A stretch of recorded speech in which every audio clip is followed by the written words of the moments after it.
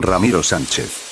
Un ente olvidado que no solo fue abandonado por sus creadores, sino también que estuvo en solitario desde el inicio de los tiempos, aunque nunca nos dimos cuenta de su existencia, él siempre se dio cuenta de la nuestra, pero no os preocupéis, para eso he venido hoy aquí para aclararos esta pregunta maquiavélica que os impide dormir por las noches. Así que os responderé. ¿Quién mierda es Ramiro Sánchez?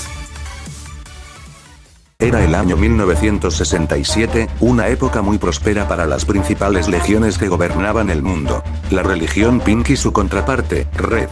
Por un lado, la gloriosa religión rosa, acababa de trazar un trato con el clan Green y les estaba yendo muy bien, cuadruplicando su fe alrededor de todo el mundo. Mientras que por otro lado, Red había recibido información anónima del posible paradero de Zorro Morado y su líder estaba preparado para acabar de una vez por todas con los últimos restos de la rebelión Purple. Nuestro querido protagonista, Ramiro Sánchez, fue considerado en su tiempo uno de los más fieles seguidores de la religión única y verdadera, Pink. Sin embargo, este no compartía todos los valores de la religión y, de vez en cuando, fallaba en su trabajo de testigo de Jehová, por lo cual era regañado por sus superiores. Y aunque este aguantaba como podía los duros escarmientos de los élites, Pablo Gómez y tu puta madre, nada se comparaba a tener esa pizca de libertad que muchos soñarían con tener. Esto era muy honorado por su amigo de la infancia, el Delivery Evil, un comediante de poca monta que se dedicaba a esparcir chistes en contra del gobierno y de las religiones en barrios de dudosa ética, siendo considerado uno de los más buscados por parte de Pink. Sin embargo, nunca sospecharían que Ramiro Sánchez sería aquel que le daría cobijo en su casa. Un 15 de marzo todo se desataría, y se destruiría para la vida de nuestro querido Ramiro.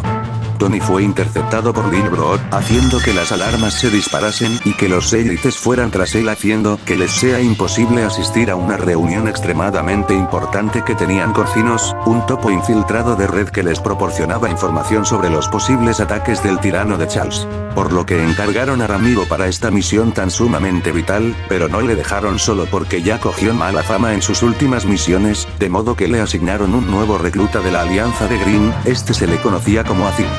Ya que gracias a su lealtad sabían que si algo andaba mal se les informaría de inmediato.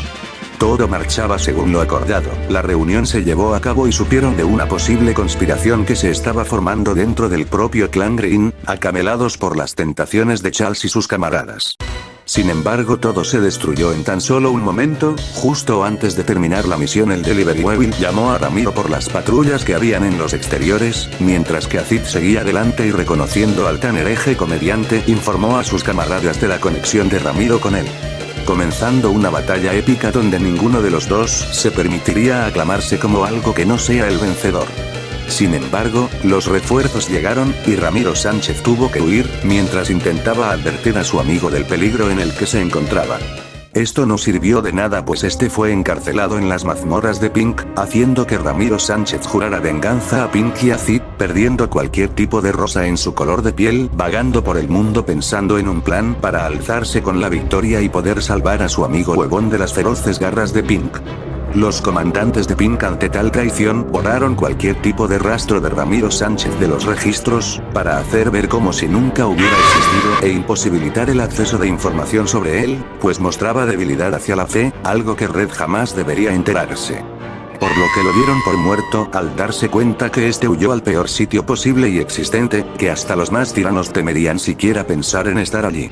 Las tierras lejanas de Devianar, teniendo que ver las calamidades más horribles y espantosas que un fan de patas pudiera hacer. Por otro lado, Azid fue ascendido, cogiendo gran confianza con la élite después de semejante descubrimiento, e incluso trazando amistad con Pablo Gómez y tu puta madre, pero Azid tenía un plan desde un inicio, aunque eso es una historia para otra ocasión. Ahora sabes cuál es el legado que ha dejado este personaje olvidado, y el porqué de que nadie lo recuerde, a pesar de su tremenda importancia para la trama.